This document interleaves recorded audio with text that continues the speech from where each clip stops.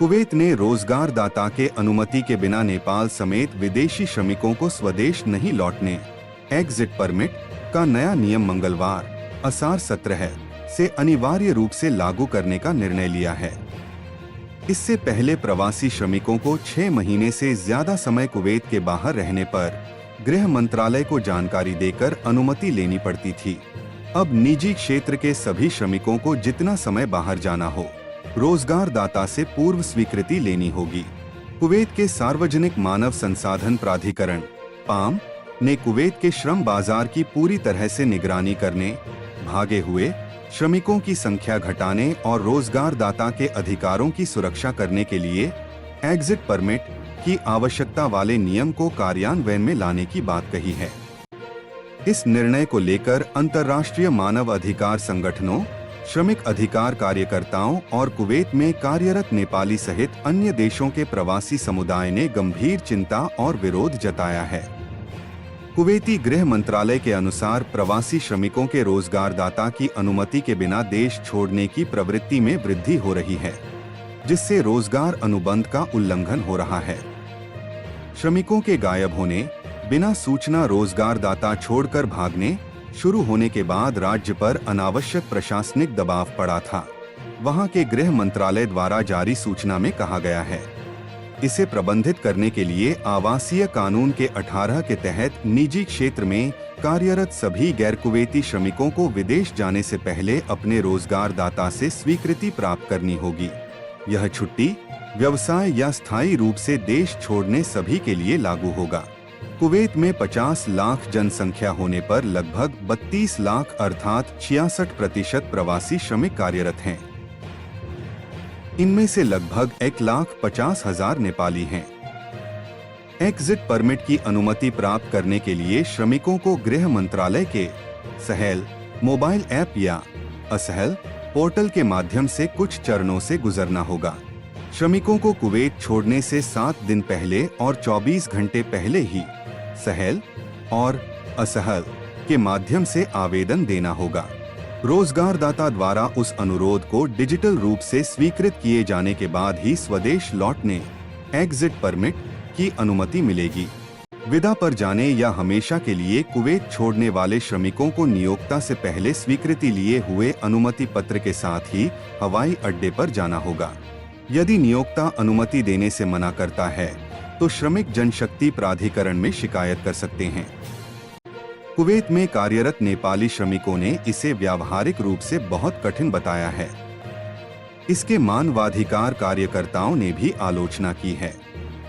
Human rights watch सहित अंतर्राष्ट्रीय संगठनों ने कुवैत द्वारा कफाला वीजा प्रायोजन प्रणाली को पूर्ण रूप से समाप्त करने के बजाय नियोक्ता को श्रमिकों पर कानूनी रूप से और अधिक नियंत्रण देने तथा इसके जरिए और अधिक शोषण करने का तंत्र बनाने का विरोध किया है। इससे नियोक्ताओं को श्रमिकों पर अधिक नियंत्रण देने और दुर्व्यवहार या प्रतिशोध के स्वरूप में एग्जिट परमिट की अनुमति रोकने की संभावना बढ़ जाएगी। यह निर्णय श्रमिक की स्वतंत्रता और अंतर्राष्ट्रीय मानवाधिकार कानून का उल्लंघन है।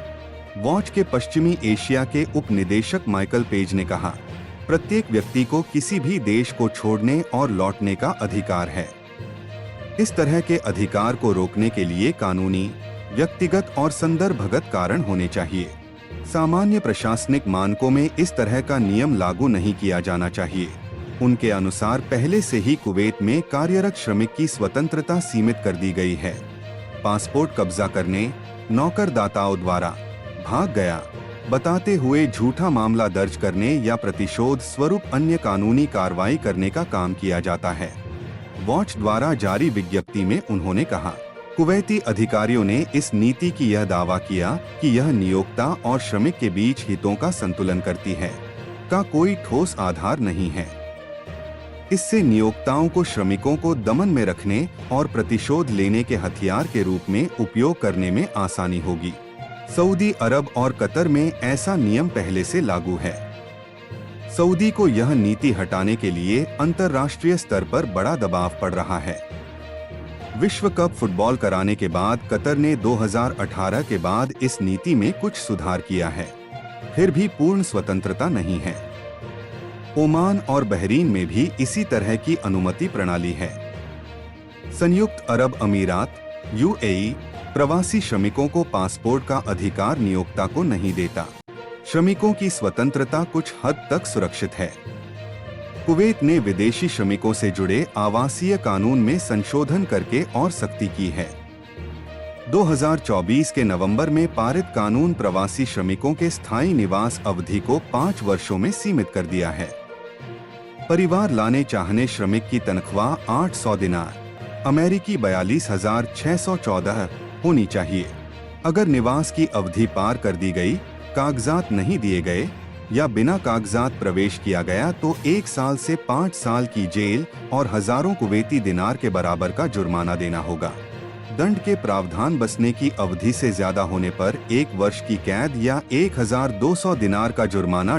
पर्यटक वीजा से अधिक रहने पर 1 वर्ष की कैद और 2,000 दिनार का जुर्माना।